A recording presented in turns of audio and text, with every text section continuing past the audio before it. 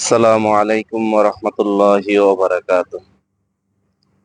দেশ এবং প্রবাসের ভাই এবং বন্ধুগণ, আসসালামু আলাইকুম ওয়া রাহমাতুল্লাহি ওয়া বারাকাতুহু।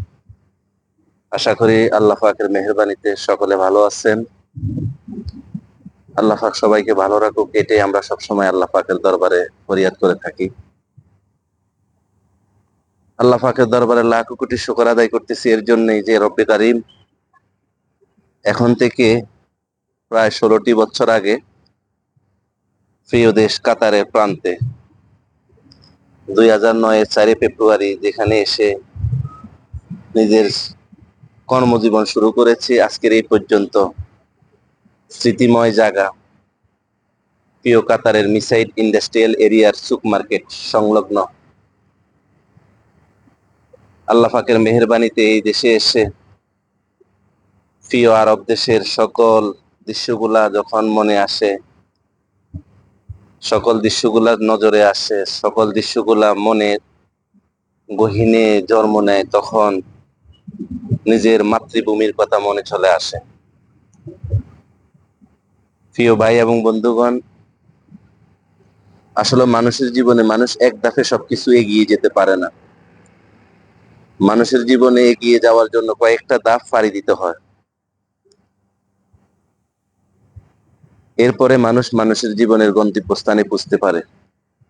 সফলতা অর্জন করার জন্য মানুষের জীবনের কষ্টগুলাকে সাথী করে নিতে হয়, যেমনটা আমরা নিয়েছি। তো আমার প্রিয় বন্ধুগণ, আমি আপনাদেরকে যে জায়গাটা এখন ভিডিওতে দেখাচ্ছি, কেউ মনে কষ্ট নেবেন না, কেউ হাসি ঠাট্টা করে আমাকে লজ্জাও দিবেন না।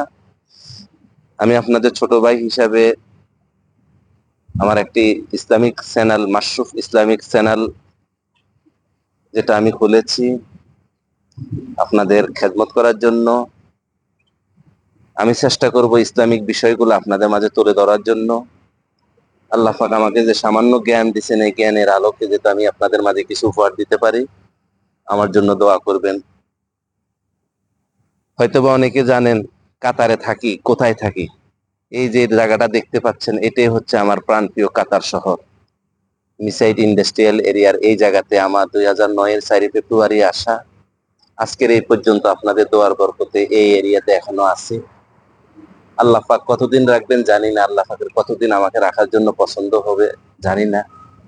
যতদিন আল্লাহ পাকের পছন্দে আমি থাকতে পারি, আমার এই প্রিয় কাতারের এই জায়গায় আমি থাকবো আশা করি। তো প্রত্যেকে মেহরবানি করে দোয়া করবেন,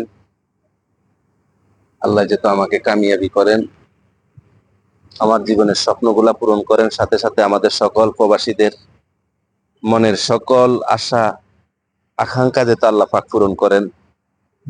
আমাদের প্রিয় বাংলাদেশের প্রতি ইঞ্চি মাটি আল্লাহ পাকের কুদরতি নিজাম দিয়ে যেটা আল্লাহ পাক হেফাজত করেন। আমরা সবসময় আল্লাহ পাকের কাছে এই দোয়া করব, আল্লাহ পাক যাতে আমাদেরকে ভালো রাখেন।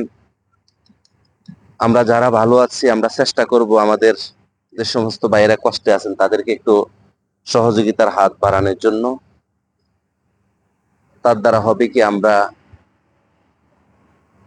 লাভবান হব, আল্লাহ পাকের দরবারে আমরা পুরস্কৃত হতে পারবো। প্রিয় ভিউয়ার্স, আশা করি দেখতে পাচ্ছেন প্রিয় কাতারের প্রিয় শহর মিসাইট ইন্ডাস্ট্রিয়াল এরিয়া, যেখান থেকে নিজের জীবনের যাত্রা শুরু করেছি।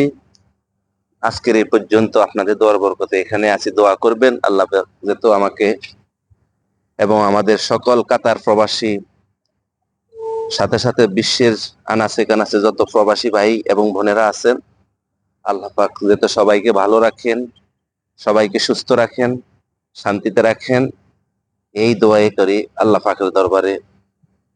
আমা তৌফিক ইল্লা বিল্লাহ। আসসালামু আলাইকুম ওয়া রাহমাতুল্লাহি তাআলা ওয়া বারাকাতুহু।